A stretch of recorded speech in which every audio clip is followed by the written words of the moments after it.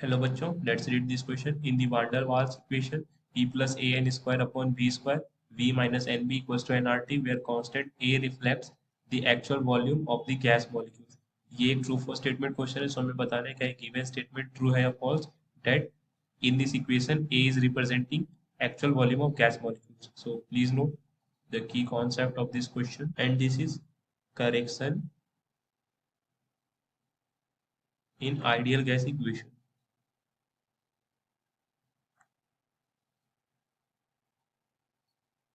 Earlier जो हमारे पास आइडियल गैस इक्वेशन थी, जो काइनेटिक थ्योरी ऑफ गैसेस से डिराइव हुई थी इनिशियली, जो आइडियल गैस थी, this is equals to PV equals to NRT, and it was based on the two assumptions. पहला एजम्पशन ये कि the intermolecular force of attraction between two gases molecules is negligible. So but practically ऐसा देखा गया that let's suppose कोई particle bulk में है,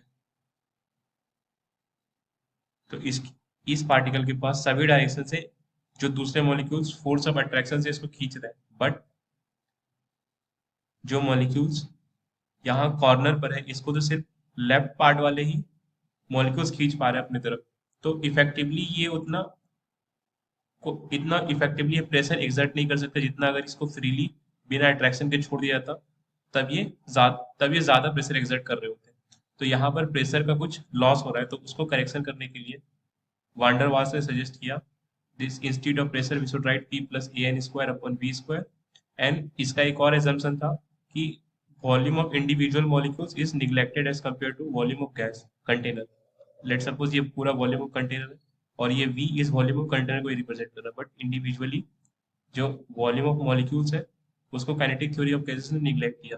तो वांडर वाल ने सजेस्ट किया कि इसको करेक्शन करके v माइनस एन पी करा जाए, जहां पर n नंबर ऑफ मॉलिक्यूल्स है, N P is volume of individual molecules and this is equals to nRT. ये है वांडर वाल्स इक्वेशन. सो यहाँ से हम कह सकते हैं डेट ये जो बी बी फैक्टर है, यही है actual volume correction. B reflects actual volume of gas molecules.